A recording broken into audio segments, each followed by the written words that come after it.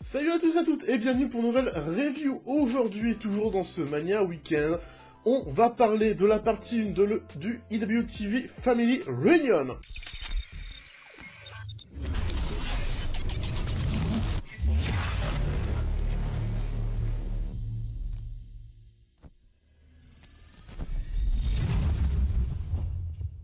Concept très original proposé par IWTV. En gros, chaque match est proposé par une fed particulière qui est disponible sur IWTV Network, donc Independence Wrestling .tv tout simplement.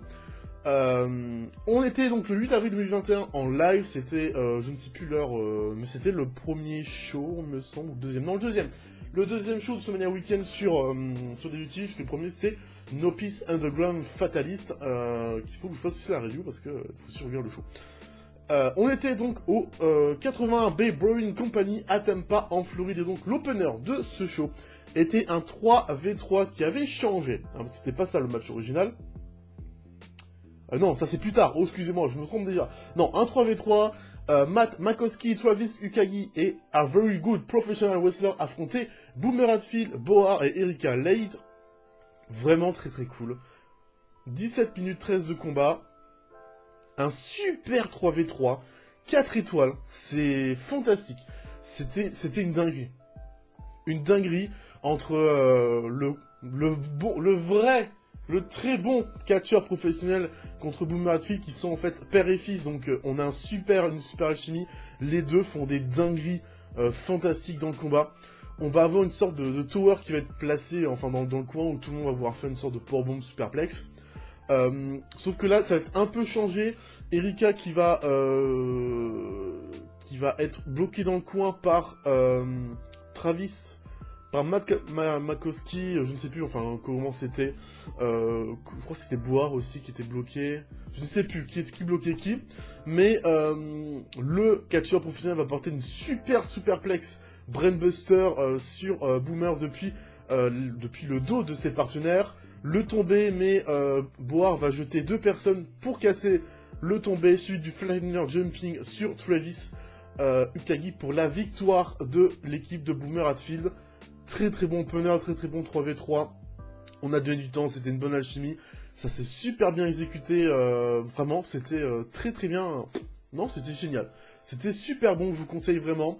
Des catcheurs que je n'avais jamais vu catcher au passage, donc que de la découverte. Et vraiment, Very Good Professional Wrestler que j'aime beaucoup. Hein, vraiment, franchement, vraiment cool. Boar qui est sympa, hein, franchement, non, c'est des belles découvertes.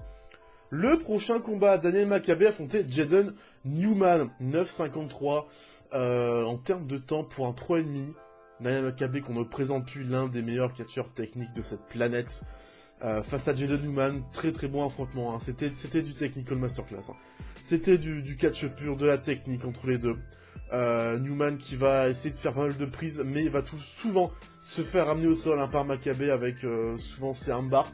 Et en parlant de armbar, c'est ce qui va lui permettre de remporter la victoire avec un magnifique armbar en tordant en plus le poignet de Jaden Newman qui va abandonner. Vraiment cool.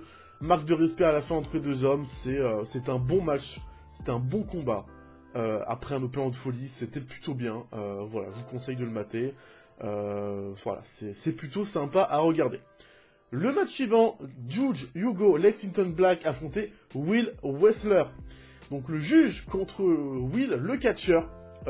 C'était court, hein, 6-20. Le match va être assez comédie wrestling, hein. Will Wessler qui va demander un billet à un fan. Et pendant tout le combat, les deux vont se voler le billet, ils vont le cacher dans leurs vêtements. Jusqu'à la fin du combat, où Will Wessler va prendre la victoire avec une sorte de springboard side bomb en maintenu en roll-up, enfin maintenu en tombée, pour la victoire. Voilà, c'est une offense 50-50, c'était plutôt rigolo. J'ai pas non plus grand chose à rajouter, ils m'ont pas fait briller, mais j'ai bien rigolé, c'était rigolo comme combat, c'était bien sympa. Le match suivant était pour être number one contender au pas du tout IWTV Championship. Wheeler Yuta affrontait Adam Priest dans un match de 10 minutes 05, 3,5. C'était très bien, c'était vraiment bien. Wheeler Yuta, j'en ai déjà parlé dans mes reviews, c'est un super catcheur que j'ai beaucoup aimé, qui est une de mes découvertes de cette année. Adam Priest, hein, qui est une des révélations de cette année aussi, hein, que j'ai découvert du côté de AEW Dark, et très contente de le voir booker dans ce Mania Weekend dans des matchs vraiment bons. Voilà, vraiment, c'était très technique entre les deux. Tout ce que j'aime, voilà. De toute façon, dans cette partie 1, on a beaucoup de matchs assez techniques. On va voir du catch pur, hein, surtout de Yuta, hein, qui a fait ROH au passage, avec donc cette division pure, mais qui va prendre la victoire, hein, avec le Quiet Package à la Zack Sabre Jr. et donc va être le challenger numéro 1 au titre IWTV, détenu par un certain Lee Moriarty. Franchement, ouais, voilà, super match, allez le voir, c'est pas très long en plus, c'est plutôt sympa. On parle toujours de catch technique, on enchaîne avec Robert Martyr qui va affronter Dominic Garrini, qui rentre déjà sur l'une des meilleures musiques ever. Et en plus, c'est accompagné de Kevin Q, hein, le sosie officiel de Mr. MV. Voilà, non, c'est du Dominic Garrini tout craché, c'est un combat assez MMA. Les deux vont être dans du style MMA, malgré la domination quand même du match par Garrini, qui va faire que 5 minutes 40, hein, c'est très très court malheureusement. Je peux mettre que 2 1/4, pas plus. Et Garrini va emporter ce combat, hein, avec 2 superbes German suplex, hein, sur Martyr, suivi de son crossface.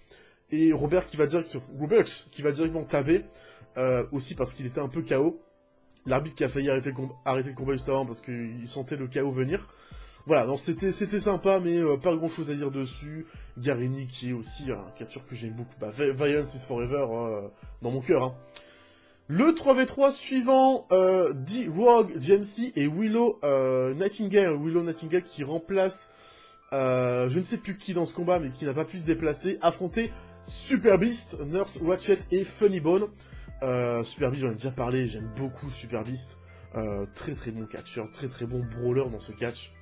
8 minutes 05, c'était assez court pour un 3v3. Nurse Ratchet, hein, que j'ai découvert, que j'aime beaucoup, c'est assez drôle quand même. Une sorte un peu de nurse zombifiée. Franchement, ouais, une gimmick assez rigolote, j'aime beaucoup. D-Rogue, franchement, D-Rogue, très bon catcheur, une bonne gueule, un bon charisme. GMC, bon, un catcheur assez lambda, mais qui est plutôt sympa. Et Willow Nightingale, qui est la partenaire par équipe, il me semble, de Faye Jackson. Qui est sympa, mais voilà, ça m'a pas non plus fait tilt tout de suite. On va avoir une victoire, hein, de l'équipe de Super Beast, avec Beast qui va porter une Rolling Power Slam, suivi du double foot stomp de Funny Bone pour la victoire. Il me semble que c'est porté sur GMC, hein, qui avait porté un one arm, une sorte de one arm pile driver sur la Nurse, mais le tombé a été arrêté. C'était bien divertissant, un combat vraiment cool, mais après, pas grand chose à rajouter dessus. Le match suivant était pour le EWA Missaf Heavyweight Championship. Jake Crist défendait sa ceinture face à John Wayne Murdoch. John Wayne Murdoch qui avait déjà un booking, hein, un peu le jour d'avant du côté de la No Peace Underground. C'est un match hardcore, hein, c'est un match sans disqualification. On va voir des gros sheer shots, hein, de la part de Wayne Murdoch sur Jake Crist, qui va prendre, hein, il va prendre des bumps, hein. Un cutter top load Jake Crist, le fameux porté directement sur une porte posée sur 2 chaises, mais near fall de la part de Murdoch.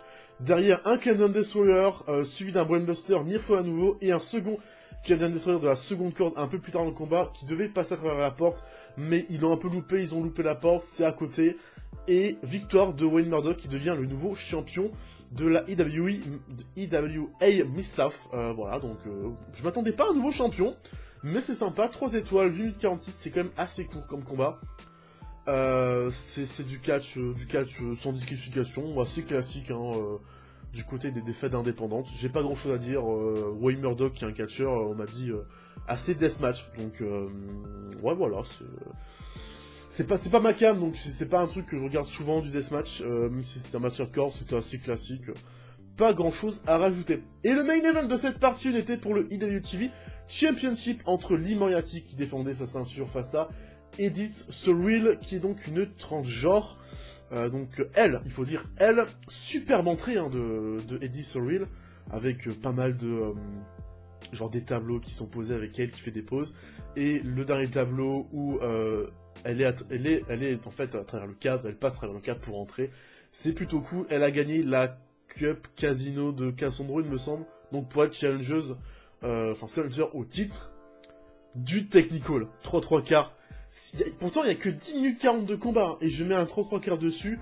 Déjà, il y a Lee Moriarty, qui l'année dernière était une des pépites, hein, un de ces catcheurs que j'avais découvert. Et cette année, qui est toujours aussi bon, l'intelligence dans le ring qu'il a, encore une fois, c'est du Dan Bryan tout craché. J'adore ce qu'il propose.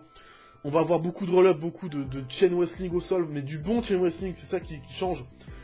Beaucoup de roll-up, beaucoup de package, beaucoup de Fujiwara roll-up sur toute la part de Soul Reed avec des kick-outs et tout. Et la fin, tout simplement, on va avoir Morati qui va mettre au sol Soul Reed, qui va bloquer avec ses bras, les bras de Soul Reed, et mettant ses pieds par-dessus. Elle va se dégager plusieurs fois, elle va bouger ses jambes, et Morati va bloquer ses jambes avec les siennes pendant le tombé, pour bloquer ce tombé et le compte de 3 pour conserver sa ceinture. Quelle intelligence, quel finish de malade. C'est du bon catch, c'est du catch comme je l'aime. Vraiment cool comme combat.